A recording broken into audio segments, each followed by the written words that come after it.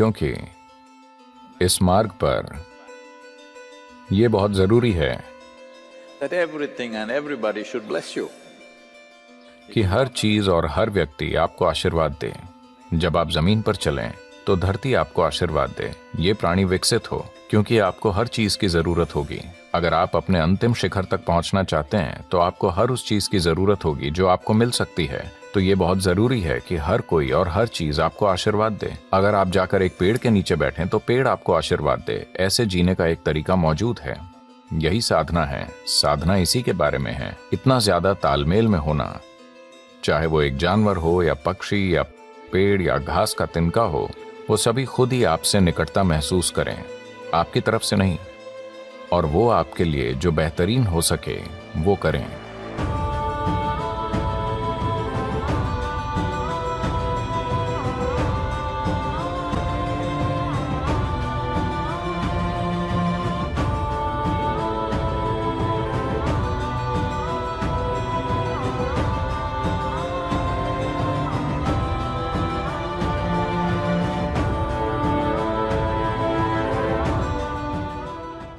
कुछ लोग कहेंगे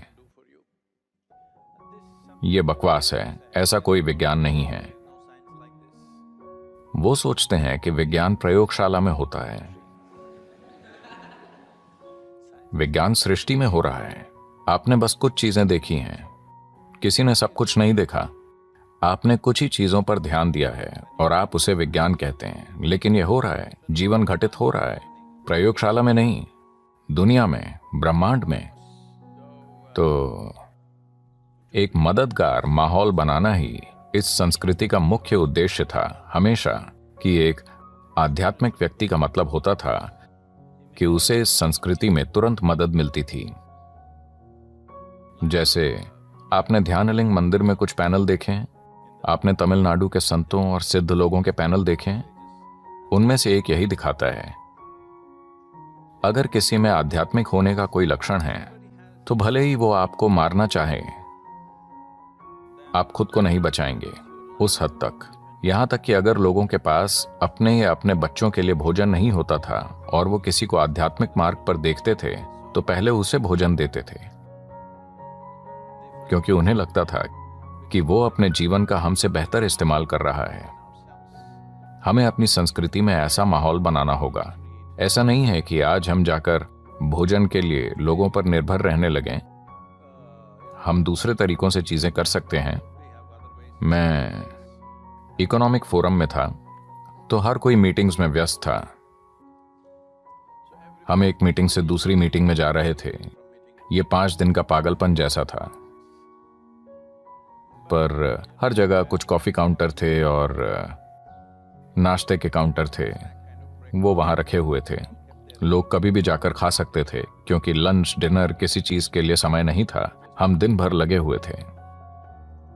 मैंने देखा, मैं कोई बयान नहीं दे रहा हूं किसी भी इंसान पर नस्ली टिप्पणी, लेकिन मैं बस गौर कर रहा था। ज्यादातर लोग बस ऐसे आते थे, सभी सूट बूट वाले लोग। वो ऐसे आकर जो चाहते थे उठाते थे। अगर उन्हें पसंद नहीं आता तो वो बस उसे वहीं छोड़ देते, कूड़ेदान में डालकर चले जाते। भारतीय लोग थोड़ा पीछे खड़े होते और धीरे धीरे आगे जाते।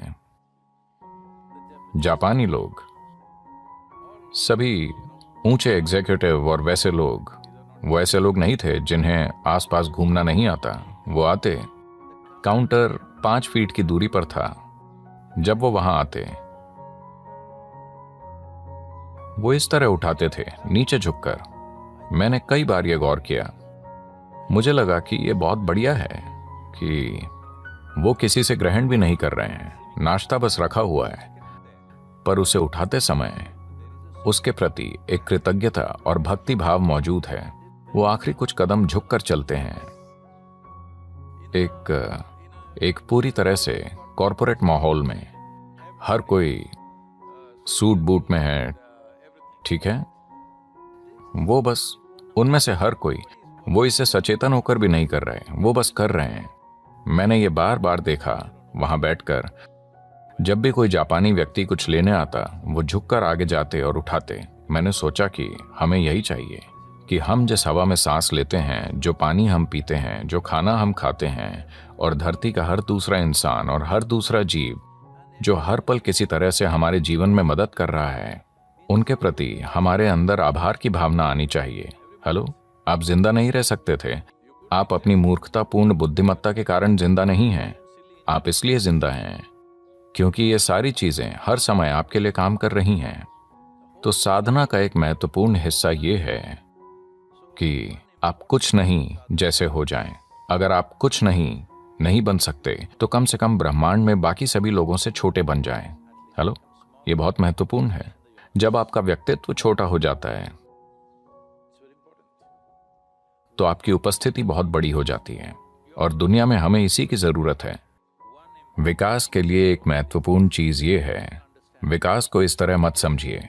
विकास का मतलब बारीक हवा की तरह हो जाना है, ताकि आपकी उपस्थिति प्रबल हो, पर आपका व्यक्तित्व कुछ नहीं की तरह हो, ताकि आप हर चीज में फिट हो जाएं।